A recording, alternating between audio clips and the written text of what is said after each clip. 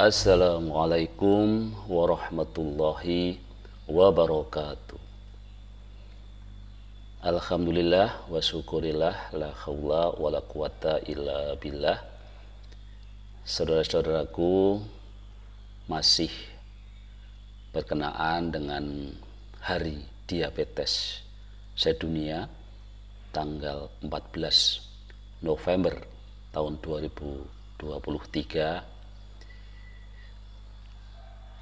Di tahun ini kita lagi-lagi dihadapkan dengan satu persoalan yang cukup memprihatinkan, berkenaan juga dengan kasus diabetes ya. Jadi kalau di diabetes pada usia di atas 40 tahun, saya kira ini sudah sering kita bicarakan ya. Tetapi fakta yang agak memprihatinkan karena meningkatnya diabetes pada anak di Indonesia.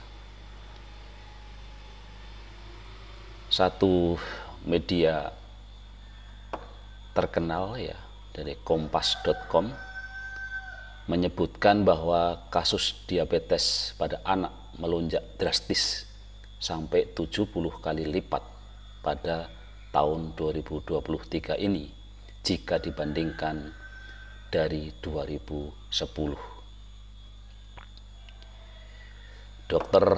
Muhammad Faizi, spesialis anak konsultan ya, Ketua Unit Kerja Koordinasi Endokrinologi IDAI ya, mengatakan bahwa prevalensi kasus diabetes pada anak pada Januari 2023 di Indonesia 2 per 100.000 jiwa.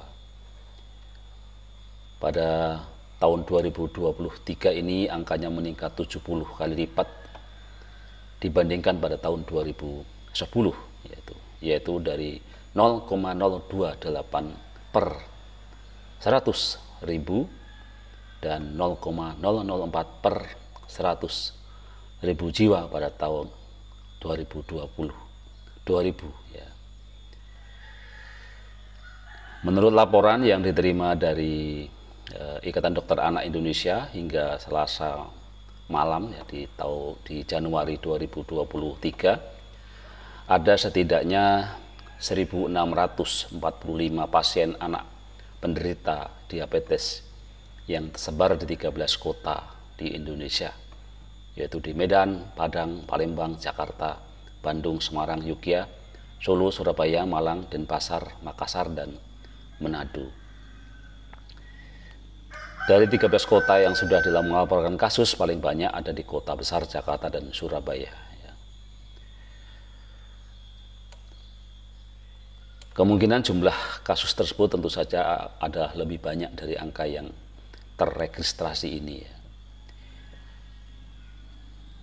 Kebanyakan anak penderita diabetes ini dibawa ke dokter saat kondisinya juga sudah parah. Yang ini juga perlu kewaspadaan ya, supaya pengobatan lebih maksimal adalah ketika kita bisa memeriksakan atau membawa anaknya ke dokter di saat kondisinya belum parah gitu ya. Bahkan kadang-kadang sudah koma yang mereka bawa ya, sehingga kondisi ini akan mengancam jiwanya ya. Nah,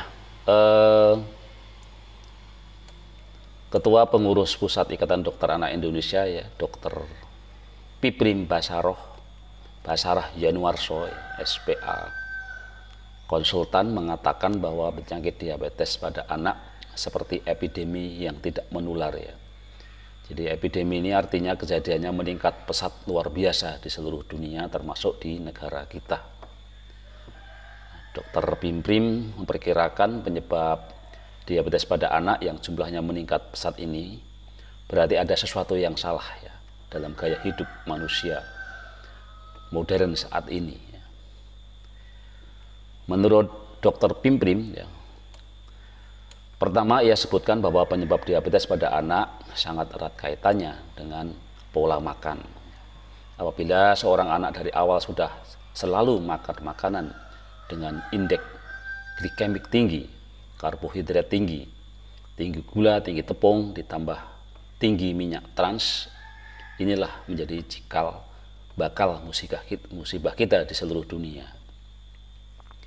Kemungkinan penyebab yang kedua diabetes pada anak adalah gaya hidup anak sekarang yang cenderung jarang bergerak, sehingga mempercepat penyakit degeneratif seperti diabetes ini muncul. Gaya hidup anak sekarang yang selalu bermain dengan gadget membuatnya malas bergerak atau berolahraga, dan tidurnya juga berkurang.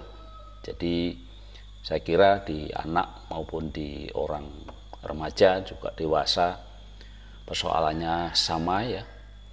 Jadi dari pola makan dan pola aktivitas fisik ya. Dua hal ini yang memang harus secara berbarengan itu perlu kita waspadai dan perlu kita benerin gitu ya. Karena memang pola makan sekarang juga sudah sangat berubah dibanding saya waktu kecil ya. Dan juga pola aktivitas fisik yang saat ini dengan kemajuan-kemajuan transportasi, juga kemajuan-kemajuan di bidang teknologi ya, mengakibatkan aktivitas fisik itu betul-betul berkurang ya. Saya kira seluruh institusi, seluruh lembaga diharapkan punya peran serta di dalam upaya mengelola kembali ya pola makan kita dan juga pola aktivitas fisik kita ya. Jadi kalau perlu memang lembaga-lembaga ini terus kita lakukan edukasi gitu ya, untuk barangkali juga perlu ada sistem reward and punishment gitu ya terhadap apa yang kita sebut sebagai pola makan, juga pola aktivitas fisik. Reward and punishment tadi tentu saja tidak selalu pada dari faktor luar, tetapi juga dari dalam kita sendiri ya. Jadi alangkah baiknya kalau kita ini bisa menghargai diri kita ya, dengan memberikan hadiah pada diri kita juga gitu ya. Ketika kita bisa melakukan aktivitas fisik dengan baik, ketika kita bisa mengendalikan makan dengan baik gitu ya. Jadi itu saya kira yang perlu kita lakukan. Demikian bisa kita sampaikan. Jadi hati-hati terhadap anak kita, makanan anak kita, dan juga aktivitas fisik anak kita yang harus terus kita jaga, jangan sampai terjadi kekurangan di dalam aktivitas fisik dan tidak terjadi hal yang berlebihan di dalam pola makan kita. Tetap sehat, tetap semangat, sehat fisik, mental, sosial, dan spiritual. Wassalamualaikum warahmatullahi wabarakatuh.